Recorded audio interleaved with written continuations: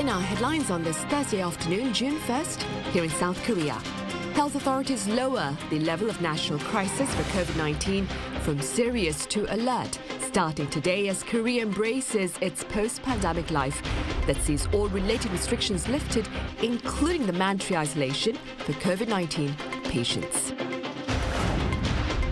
And for the 8th month in a row, Korea's exports continue to shrink as global demand for semiconductors remains sluggish, locking the country's trade balance in the red for the 15th month.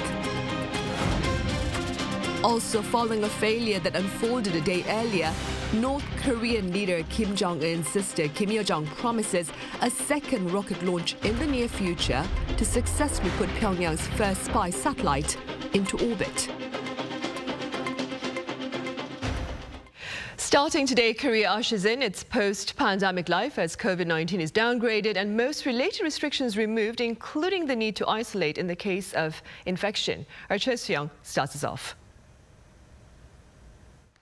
From Thursday, June 1st, South Korea's national crisis level for COVID-19 will be downgraded from serious to alert. After a battle lasting 3 years and 4 months, the lasting remaining antivirus measures are no longer required. First, there will be no mandatory self-isolation for confirmed cases of COVID-19. People who catch COVID-19 are still recommended to self-isolate for 5 days, but it is no longer mandatory. The indoor mask mandates at clinics, doctors' offices and pharmacies will be lifted, except for high-risk facilities such as senior care centers and hospitals. I feel much more comfortable. We didn't have to wear a mask except in clinics or pharmacies, but there was still the hassle of carrying a mask. It is much better because it's all lifted finally. Incoming travelers will no longer be recommended to take a PCR test, and the testing centers for these travelers will be closed. The number of confirmed cases will now be reported weekly rather than daily. There are some concerns about easing regulations as COVID-19 has not been completely gone. However, the health authorities have determined that the situation in South Korea continues to improve, is being managed stably, and that the medical and response capacities are sufficient. Therefore, they announced the intention to transition from an emergency system to a daily management system. The health authorities will follow a roadmap to adjust the crisis stage until COVID-19 becomes endemic, like influenza, and can be continuously managed, fulfilling their duty to protect people's health. However, they stated that if a highly serious mutation occurs, they could consider raising the crisis alert level again. Cho Soo-young, Arirang News.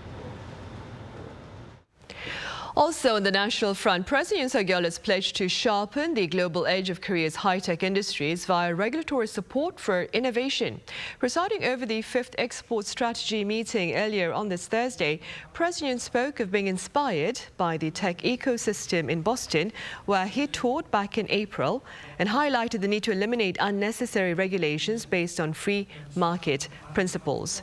He added Korea's exports and its expansion of critical industries overseas depend on its international competitiveness.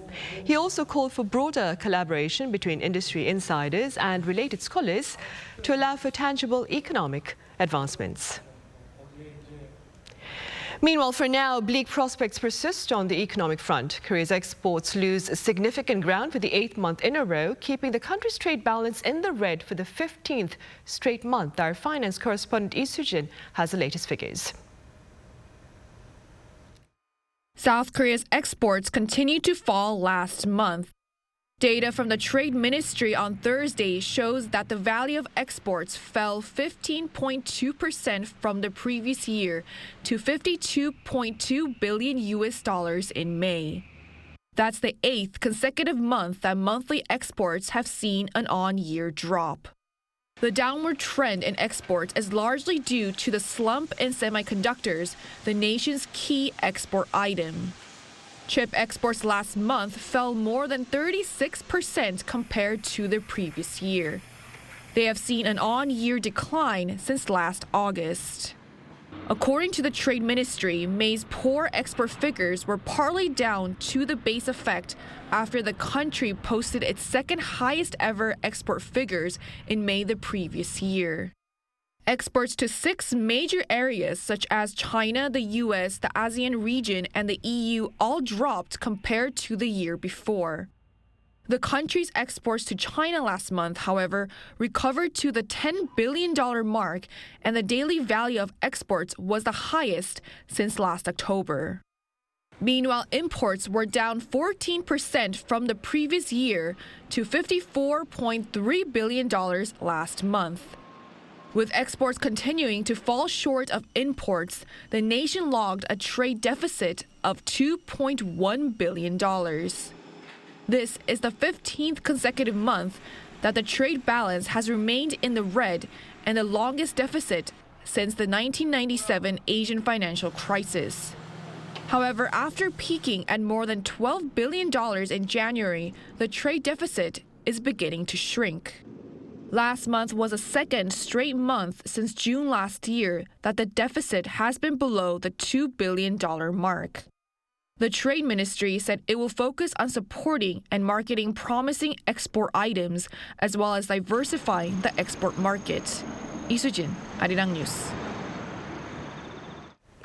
Across the border, North Korea will seek a second attempt at launching a space rocket to reportedly put its first reconnaissance satellite into orbit within the next 10 days, as earlier announced. Our Shin Se-byuk reports. Kim Yo-jong, the sister of North Korean leader Kim Jong-un, says Pyongyang's reconnaissance satellite will soon be launched successfully into orbit to carry out missions, while reaffirming the North's resolute intention to develop reconnaissance means. This is according to a statement carried by Pyongyang state-run Korean Central News Agency on Thursday.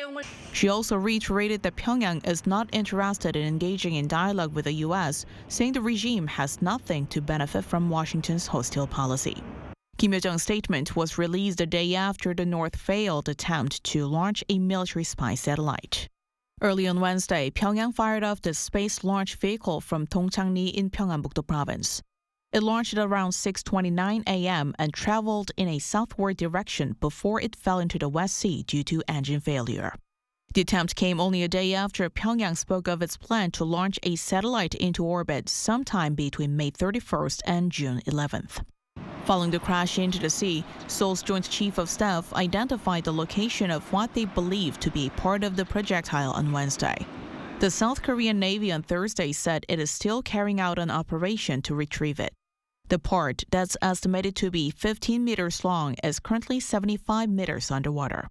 The military said it has mobilized necessary warships, aircraft, and personnel for the salvage operation, but the effort has been hampered by a number of factors, including poor visibility.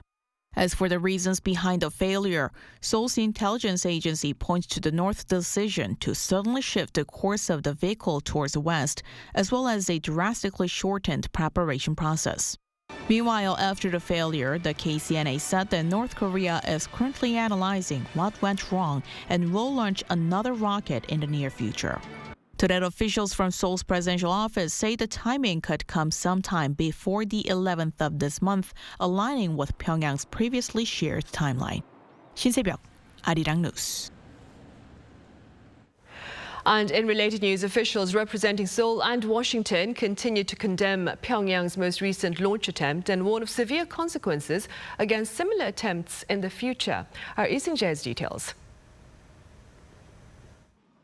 According to South Korea's ambassador to the United States, Choi Han-dong, on Wednesday, the North's recent failed launch of a military reconnaissance satellite has violated UN Security Council resolutions, and the country will face consequences.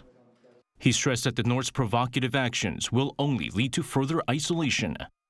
Cho also noted that the regime will eventually conduct a second launch, but there would also be a price to pay for such action. Meanwhile, the U.S. National Security Council's coordinator for strategic communications, John Kirby, said Wednesday that North Korea must be held accountable despite the failed launch of its military spy satellite. According to Kirby, with each and every launch, whether a failure or success, the regime learns, adapts, and continues to develop military capabilities that are not only a threat to the Korean peninsula, but to the whole region. He added that the U.S. will continue to work with its allies and partners to hold Kim Jong-un and his regime accountable and to have the proper military capabilities in the region, including training and readiness to deal with those threats. In a resolution adopted by a majority of over 100 countries attending the International Maritime Organization's Security Committee meeting on Wednesday, condemned what they called a missile launch that seriously threatened the safety of seafarers and international shipping.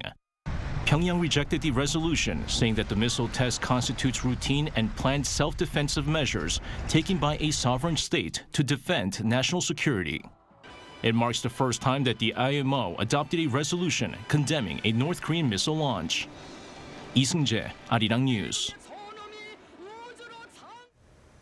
South Korean intelligence authorities are sounding the alarm over rampant starvation, suicide and crime in North Korea amid its aggravated food shortages. Our Arirang has more on the dire social challenges up north. North Korea is fighting a severe food crisis. South Korea's National Intelligence Service on Wednesday said in a press briefing that deaths due to starvation have increased significantly. Compared to the same period a year earlier, corn prices have soared 60%, while rice increased 30% in the first quarter in Pyongyang. It's the highest level since Kim Jong-un became the leader. Deaths due to starvation, according to the agency, are estimated to triple the amount from the previous year. And because of this, other social issues are arising, such as violent crimes and robberies. The NIS said the number of violent crimes tripled to 300 compared to a year earlier, while homemade bomb attacks to rob personal properties have increased as well. The number of suicides has gone up to 40% compared to last year. North Korea's leader Kim Jong-un said he will consider this as treason against their ideology and urged for prompt measures to prevent further suicides. Meanwhile, North Korea's COVID-19 related situation was also disclosed during Wednesday's briefing. The agency said Pyongyang had increased its cross-border train operation to China from once a day to twice. The North had originally planned to additionally open roads between China's coastal city of Tandong and the city of Sinuiju just across the border into North Korea, but has not seen any progress. This is because there are lockdowns in some parts of Pyongyang following mass infections of COVID-19. Lee Dae-hyun, Arirang News. The South Korean military authorities have tested a long-range surface-to-air missile to visibly demonstrate the country's counter-missile capabilities amid North Korea's aggressive ambitions. Our Defense Ministry correspondent Kim Hyun-sung was on site to take a look. Over South Korea's western coast, a mock missile roars into the sky at supersonic speed. Moments later, some 200 kilometers away, another missile ignites and gives chase. The second missile rapidly closes the gap until... This is South Korea's long-range surface-to-air missile system, known as LSAM, a key component of the country's missile defense shield. It aims to shoot down North Korea's ballistic missiles in the case of an attack. The LSAM defense boasts a stunning accuracy, using homegrown cutting-edge precision tracker and kill vehicle. This enables it to track and destroy missiles, moving at supersonic speeds high up in the atmosphere. The South Korean Agency for Defense Development unveiled the LSAM to the press for the first time in trials this week. Onlookers, including journalists and Defense Minister Yo-jong held their breath as they watched. The test was a success. As you just saw, the intercepting missile directly hit the target missile exactly on the spot that we had originally planned. Based on the success of this test, we are on track to complete the development phase in a timely manner. Defense Minister Yo-jong hailed this technology as the core of the core in South Korea's stratified missile defense system. Development of the LSAM is scheduled for completion next year, followed by a production run in 2025. Full deployment within South Korea's military is expected before the close of the decade. But the Agency for Defense Development isn't resting on its laurels. Research and development is underway on the LSAM-2, an upgraded model with a capability to target supersonic missiles even higher in the sky. This comes as part of an ongoing commitment to innovate and evolve defense technologies to protect against potential threats from North Korea. Kim Hyun-sung, Arirang News. And in other news, Korea's team of experts say further analysis is necessary to verify the safety of Japan's planned discharge of Fukushima radioactive wastewater. Now, the remarks were shared back on Wednesday following an on-site survey last week. Our Han Sang-woo reports. After returning from their on-site inspections of the crippled Fukushima nuclear power plant last week, South Korea's delegation of 21 experts has concluded they will need more time to comprehensively assess whether it's truly safe enough for Japan to release the plant's wastewater into the Pacific Ocean beginning this summer. Through the on-site inspections and the detailed data that's been collected, meaningful progress was made in terms of a scientific and technological review of the plant's facilities. But further analysis will be needed to reach a more accurate, thorough conclusion on the facility's performance adequacy and potential for long-term operation. The head of the inspection team, Yuguki, said during a briefing on Wednesday, however, that the delegation managed to obtain various relevant data from Japan, including raw data on the radioactive water's concentration levels at the advanced liquid processing system's entrance and exit, allowing them to determine how contaminated the water is before and after multinuclide removal treatment. He added that the team was able to examine the emergency isolation valves designed to immediately halt the discharge of ALPS-treated wastewater into the sea should an abnormality arise. We confirmed on-site that extra, manually maneuverable valves were installed in case of the emergency valves don't work. The emergency valves were also designed to close automatically in the event of a power failure. Yu cautioned, though, that the fact the power plant's facilities were installed according to design does not guarantee their performance. Moving forward, he said the delegation will examine more data coming from Japan and keep in touch with Japanese authorities for further inquiries. 한성우, Arirang News. And the International Atomic Energy Agency says Japan has proved its capabilities for accurate analysis of Fukushima radioactive wastewater stored on site. In a 72-page report, the agency claimed that no additional radionuclides, with the exception of tritium, were detected at significant levels. It also asserted that any tritium left over after passing through the filtration system will be diluted below the standard level and then discharged. The latest assessment, which marks the 6th interim report by the IAEA, appears to support Japan's intentions to release its Fukushima radioactive wastewater into the Pacific Ocean starting later this summer. Meanwhile, over in the U.S., the House of Representatives has voted in favor of suspending the government's borrowing cap through January 1st, 2025. The vote took place Wednesday evening local time, just days ahead of the June 5th deadline, after which pundits had predicted a devastating default that would trigger ripple effects beyond the U.S. economy.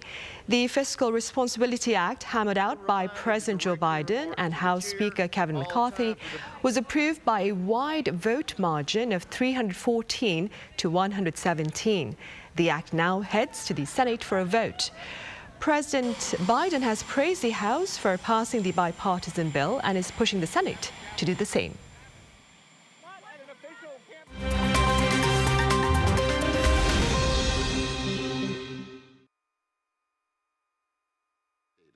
Let's take a look at what's going on in the world now.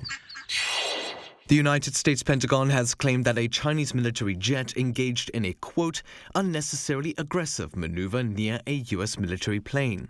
It said the incident occurred in international airspace last week over the South China Sea while the U.S. plane was conducting what it called safe and routine operations. Footage from the event shows the Chinese J-16 aircraft cross in front of the U.S. RC-135 plane, leaving turbulence in its wake. A spokesperson for China's embassy in Washington responded that the U.S. needs to stop deflecting blame on China. And according to the Chinese military, the U.S. aircraft deliberately intruded into its training area. Relations between Washington and Beijing have been increasingly strained since former U.S. House Speaker Nancy Pelosi visited the self-governing island of Taiwan last August, and the U.S. shot down a Chinese spy balloon off the U.S. coast in February. A group of experts appointed by NASA to study unidentified flying objects has collected over 800 reports of mysterious events. The 16-member panel is tasked with finding ways that NASA can help understand unidentified aerial phenomena. It held a public meeting for the first time on Wednesday in Washington, D.C. The panel said that only a few of the reported incidents cannot be truly explained from a scientific perspective. It also shed light on factors that hamper work in the field, including NASA privacy limitations, stigma of reporting events, harassment of scientists, and data skewed by microwaves and optical illusions. Turning over to Hollywood, Godfather star Al Pacino is expecting his fourth child at the age of 83. He is reportedly having the child with his 29-year-old girlfriend, Noor Al-Fala. The actor is well known for his iconic roles in Scarface and The Godfather, and also won the Oscar for Best Actor for 1992's Scent of a Woman. He has 3 other children from 2 previous partners, and his youngest child is 22 years old. The news comes just a few weeks after it was revealed that actor Robert De Niro welcomed his 7th child at the age of 79. And finally, 7 ducklings born on the roof of an apartment block in the English city of Manchester were saved by a local duck rescuer. Avid bird lover and retired Royal Navy survival specialist Steve Stuttard carried out the rescue on Monday, releasing the ducklings near a quayside where they were joined by their mother. This is not the first such rescue for Stuttard, as the mother duck has reportedly nested on the roof for 4 years. Stuttard normally uses a bucket to slowly lower the ducklings to the ground. He avoids using the elevator, as he says it's important not to disrupt the bond between the ducklings and their mother. Matthew Ashley, Arirang News.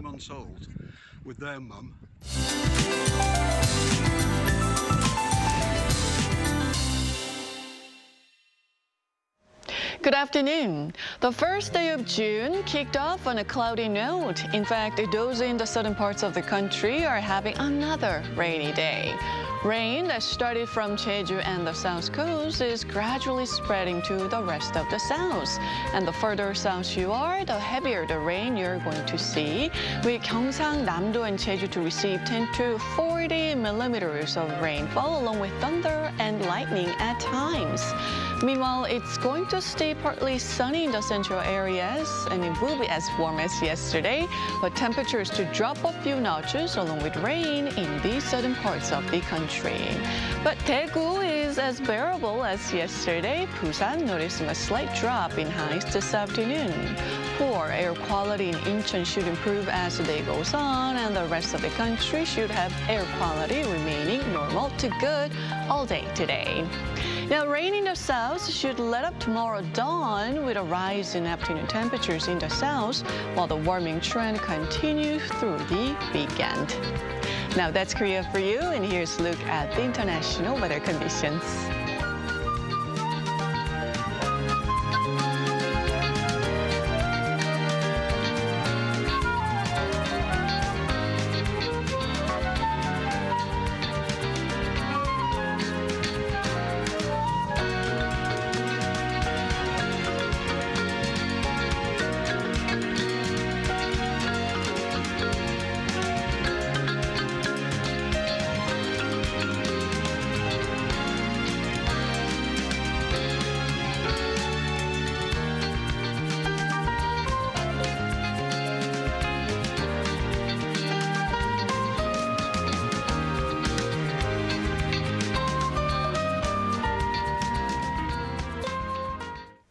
Right, and that ends our Thursday afternoon newscast. But do stay with us for our panel session coming up right after this break. Thank you for now.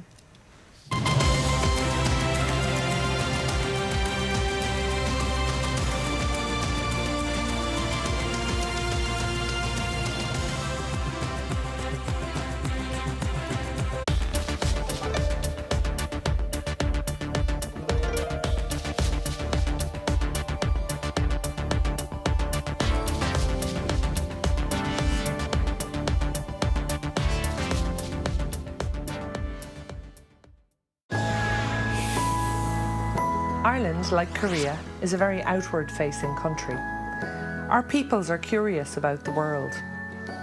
Like Irish people, it matters to Koreans that your story is told well, that people understand your values, your culture, your perspectives. Arirang plays a really important role in telling Korea's story to the world and to promoting the Korean brand. This fosters closer friendships between Korea and other countries and enables better cooperation. Resonating with the world, Arirang.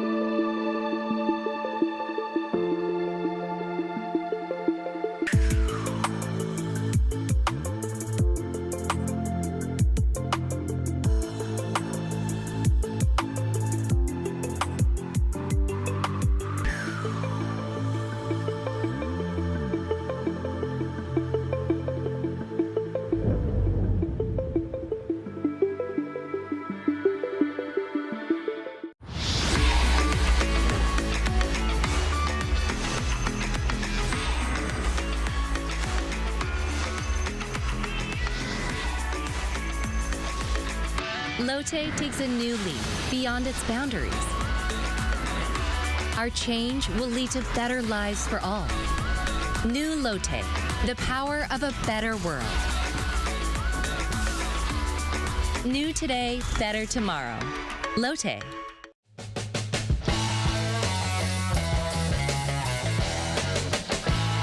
Contour the world, simply contour. India, the United Kingdom, New Zealand. Woo!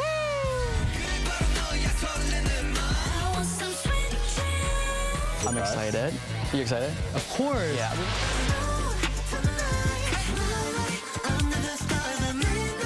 Music, start.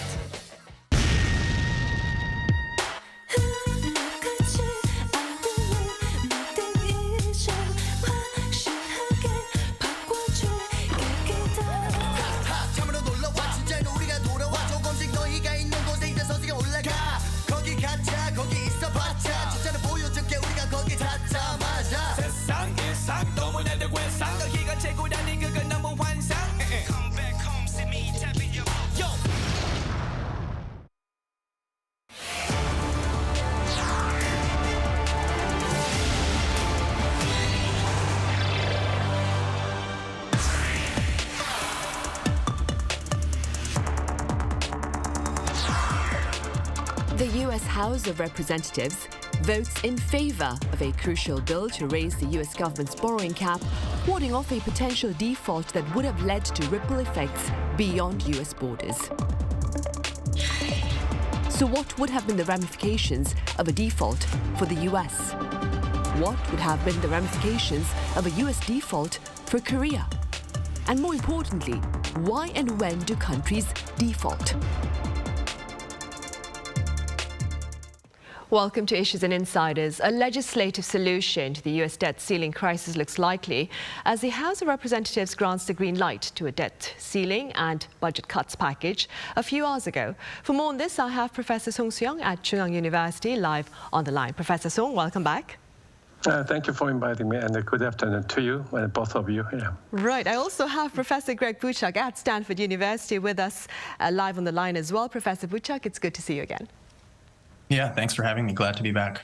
Right. Professor Buchak, the bill has been passed by the House of Representatives, but had it not been passed, what would have been the repercussions of a default for the US?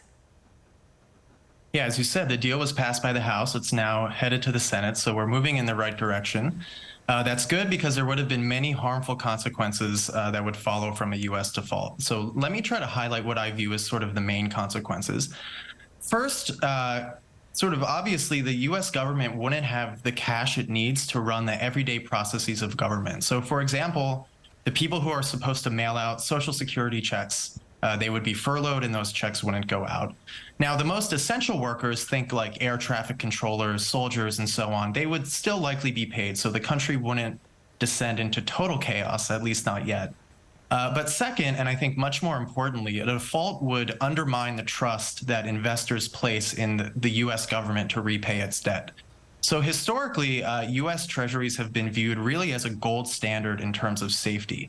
And this has allowed the U.S. to borrow cheaply to finance things like healthcare, the military, research and development, and so on. And defaulting on its debt would dramatically increase the borrowing costs that the U.S. has to pay going forward. And third, I think this is where it becomes very relevant for people here in Korea, a U.S. default would wreak havoc on the global financial system. So U.S. Treasury securities are a key part of the world's financial plumbing. So, for example, a lot of foreign trade is conducted in U.S. dollars, and so non-U.S. companies often need to hold U.S. Treasury securities kind of as a way to get the dollars they need to pay their bills, to pay their workers, their suppliers, their debt holders. And if the government fails to make payments on these securities, these companies don't have the dollars they need to operate. And this leads to a lot of pain for these companies and their workers, both abroad and also in the U.S. Right, and staying with that, Professor Song, what more can you tell us about the impact of a potential U.S. default on the Korean economy? So according to the Professor Buchak's statement, that I partly agree with his idea, but I have a slight nuanced difference in terms of the default, because there is an old adage about within the academia that the budget policy in these days as the fights are so vicious because the stakes are so low, which means that actually the effect of according to this is conditional sentences, but actually now the bill has passed, so there is not anymore some default in the U.S. Payment of interest for the existing debts. However, it's for the Korean perspective, it's quite a little bit paradoxically, because I have seen that there's just a 5 days movement of the capital out of the U.S. into Korean capital market. Then there is some appreciation of Korean won, and then the capital market Kospi index has been increased a little bit. So that means because the capital managers in the U.S., they take into account the potential uncertainty before June 1st. So then they make use of the Korean capital market as a kind of some temporary rescue place. So how it will be played out, it determines on largely I believe that interest rate in the Fed interest rate plays a key role. Therefore, as long as some foreign countries who do not have relied too much on some US dollar denominated debt, then their economy is relatively stable and safe, regardless of whether it defaults or defaults take place in the U.S. or not. However, as long as some countries' debt relies too much on the U.S. dollar-denominated debt, that causes some problem because they need US dollar, as the Professor Buchak has mentioned. So to that regard, there is a slight difference. So also recently, you have seen that some Japanese market has been rising, but the reason is not because of the default or passage of the bill, but because of some movement of a federal interest rate. That's I think of that. Right, of course, I see. Meanwhile, Professor Buchak, what are the prospects of the bill now that it heads to the US Senate, as you mentioned earlier? Well, I think the hard hurdle to pass was the House, and now once it's passed the House, I think there's a good chance that the bill will pass the Senate. I think, stepping back, it's important to understand why the U.S. is in danger of defaulting on its debt in this case. So while the U.S. has an astronomical amount of debt, something like $31.5 trillion, there still exists a huge appetite on the market side, both domestically and internationally, to lend to the U.S. So this is not something where the market is saying, no, we can't lend to you anymore. This is rather kind of a statutory problem of the U.S.'s own creation. So the debt limit has been set by Congress, and exceeding that limit requires an act of Congress. And that's sort of how we got into this problem in the first place.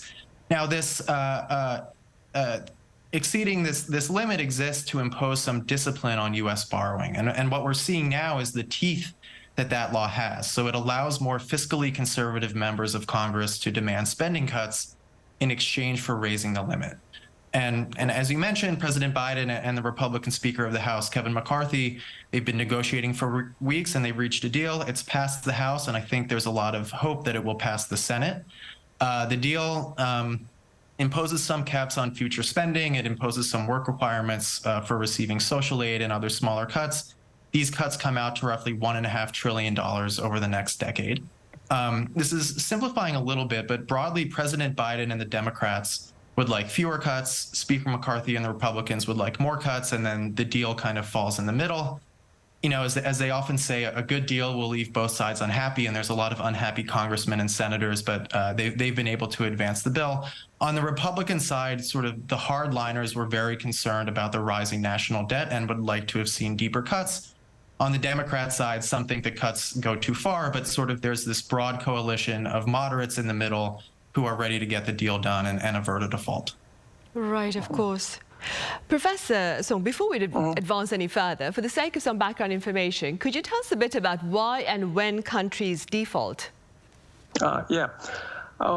This default in U.S. is default did not take place, but however, this is very peculiar because it's like some self-inflicted default, the conflict between the Congress and the administration. So, and looking back the history of U.S. in 1995 and 1996, at that time there was unprecedented 21 days of impasse, shutdown of the government, which was launched and demanded by the Republican majority party leader, the House Speaker Newt Gingrich. Then they demanded some Medicare change and save money, but he did not succeed in getting what he wants under the Clinton administration. So this is maybe the moment when the Congress could weaponize the authority to allow the government to spend money, could be used. The next case was 2011, when under the Obama administration, and then for the first time they make use of this kind of debt limit ceiling, and successfully Republicans take what they want at the time. Then at the expense of the slow, sluggish U.S. economic recovery in the wake of the 2008 crisis. And this is actually maybe a third time, but it has been resolved very smoothly, relatively, because as I see, the voting numbers from the Democrats, 165 to 46, and the Republicans, 145 yes, and no is 71. So the total is quite majority agrees with this bill and some striking of these default suspension of the debt ceiling. So this is maybe a really significant victory to Kevin McCarthy, the majority leader in the Republican Party. And also, when I look into some details of the revenues, why default matters, And actually, the revenues for the next June was $495 billion. And then expenditure is supposed to be, in total, it's going to be 620, the difference, 22, so the difference is 136 or something like that.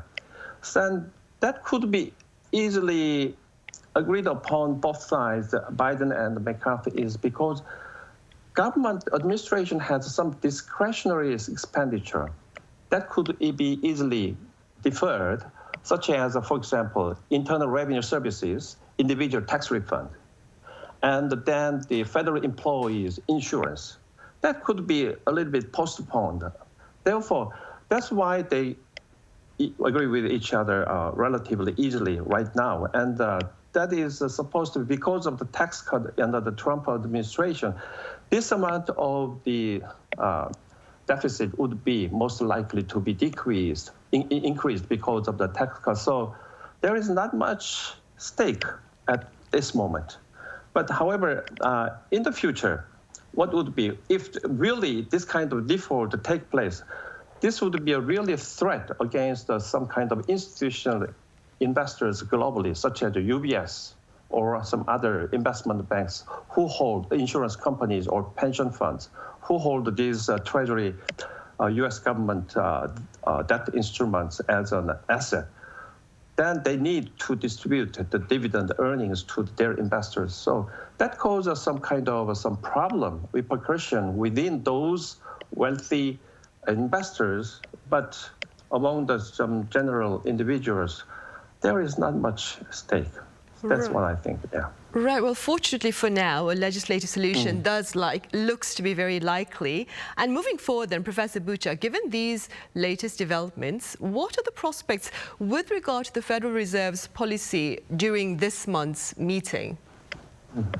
Right. So, as you know, the debt debate is really a fiscal policy question rather than a monetary policy question, and the legislature controls fiscal policy, while the Federal Reserve is in charge of monetary policy. So the Federal Reserve isn't really in the driver's seat in terms of the debt deal, but rather they're going to be thinking about how to deal with whatever potential fallout comes from what happens in Congress.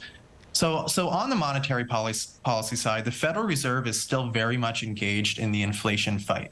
So inflation in certain areas has come down, but in others it's remained stubbornly high, particularly in the labor market, in the face of dramatic interest rate increases. And top of mind for people at the Fed now is what they need to do and how far they can go to combat inflation. And sort of looking at the data, I would expect to see further rate increases coming up. So I think, as Professor Song said, the last time that the U.S. had a big debt ceiling fight was during the recovery from the global financial crisis. And at that time, the U.S. economy was really struggling and recovering very slowly from this big banking crisis. In that context, reducing fiscal spending really threatened to derail the recovery that the Federal Reserve was trying to engineer at that time. This time, it's actually pretty different. So the U.S. economy is really in the midst of overheating, and that's what the Federal Reserve is trying to slow down. So actually, from the Fed's perspective, reduction or a slowdown in government spending that came out of the debt deal, that's actually going to be the type of fiscal policy that makes the Fed's job a bit easier. So because of this, the Fed might have an easier time bringing down inflation, although the numbers are likely to be fairly small. So going forward, I would still expect the Fed to raise interest rates. Right, I see. And simply speaking, Professor Song, how would a rate hike by the Federal Reserve affect the Bank of Korea's future policy decision? Yeah. First of all, I agree with Professor Buchak's point but actually this kind of settlement and successful passage of the bill is bad news for the stock market in the U.S. The reason is, as Professor Buchak has pointed out, that Federal Reserve could easily increase the interest rate to fight against inflation. Relatively, for the time being, the U.S. economy has shown some job opening has been increased in the last month. But in the previous 3 months, there is a consecutive decline of job opening. So Still, the U.S. economy is strong. To that regard, the current situation is different from the 2011 situation. I agree with that. And also, he mentioned that the fiscal theory of the price level, which was proposed as under the name of the John Cochrane. So I think that is, a slightly different view, because in relation to the Bank of Korea's rate hike, because recently we have seen that South Korean economy have actually, I just empirically, according to the data, clearly South Korea is in the recess phase. The main reason is when I see the Bank of Korea data about the yield curve. So in the yield curve, in the Korean market, we have a monetary stabilization bond, which is equivalent to Treasury bill, and the 5-year, 3-year bond are offered by the yield has been inverted.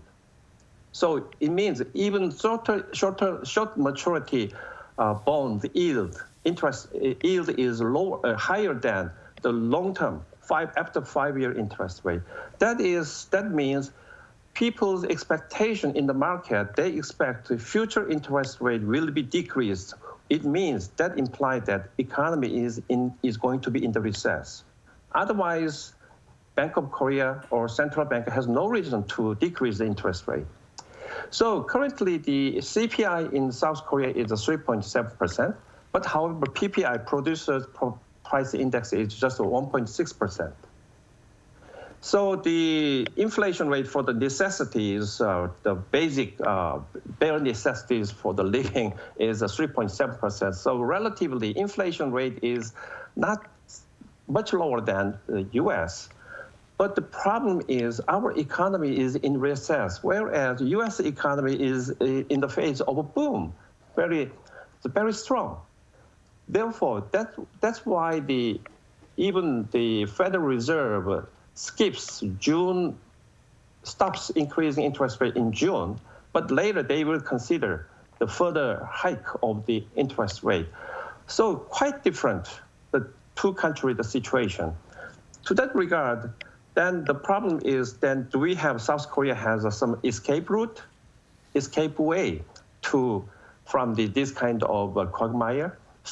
Actually, I'm going to talk about that later on, but it's quite difficult for South Korea. That's why I think we have to think separately from the interest hike in the U.S. So decoupling is necessary. All right, then before that then, Professor Buchak, data, as Professor Song has mentioned, show that the U.S. economy grew faster in the first quarter than earlier forecasts. What appears to have driven this growth, would you say? Yeah, so the U.S. economy has continued to grow, and it's continued to exceed expectations. Although the growth rate has come down a little bit, there was a lot of expectation that the very, very unusually fast interest rate increases that the Fed undertook and the potential banking crisis that we talked about last time I was on the show would dramatically slow economic growth. But so far, these sort of worst case predictions along these lines have kind of failed to materialize. And really the key driver, the thing that's really stuck out about the U.S. economy has been its incredibly resilient labor market over the past year or so. So the unemployment rate in the U.S. is the lowest it's been in something like 50 years. And today, as you mentioned, a report came out from the Labor Department that showed a surge in job openings.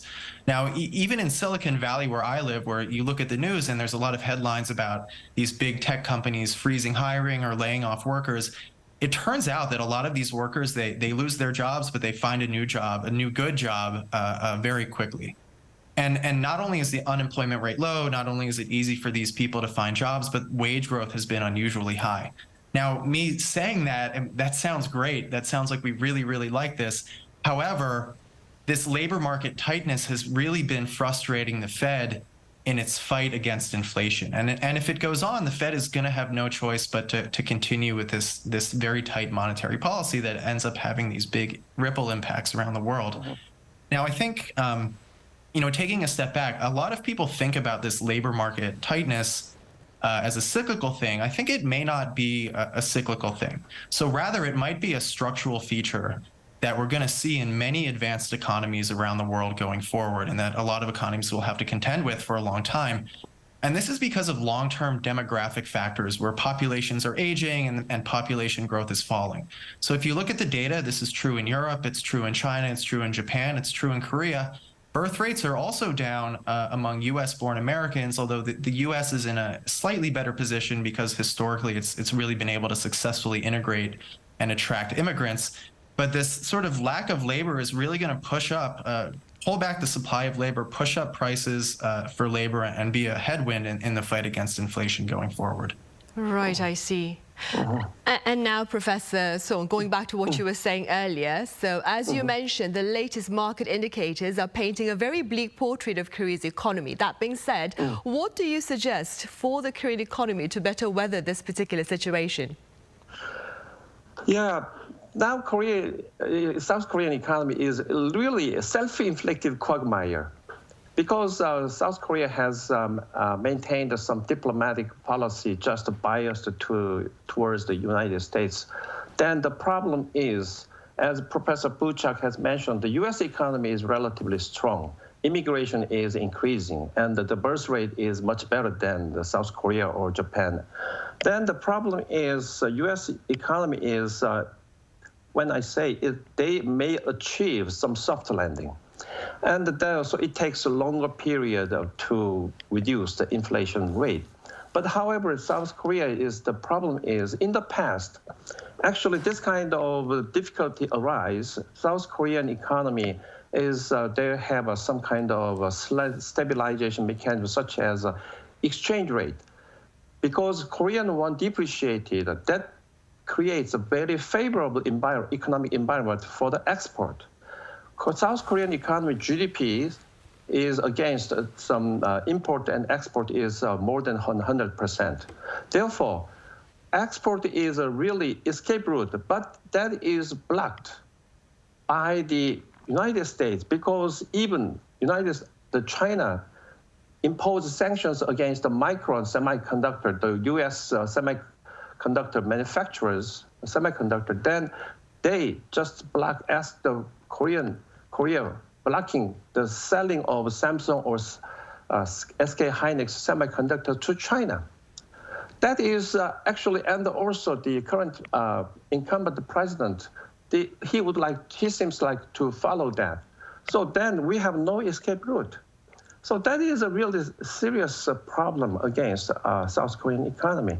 So that is, therefore, we need some change of posture in diplomatic and the political attitude, and then we think of some to balance the economic problems, and then I would like to urge the Korean government to behave as if like Macron in France. Macron has come to the Beijing recently. So to that regard, then I would like to say that the diagnosis and then the remedy and the prescription should be independent of each other in U.S. and the South Korean economy. We have to behave much like some French rather than British or Irish. Right, and of course pundits have also been talking about the importance of diversifying our export market as well. Well, that is all the time we have for this edition. So Professor Song, I'll have to say goodbye here. Thank you so much for your insights. And Professor Buchak, thank you very much for your time and your thoughts. Thanks for having me. Yeah, thank you, and my pleasure. Yeah. Right, well, that ends this edition of Issues and Insiders. We'll be back same time tomorrow. That is Friday, so do join us then.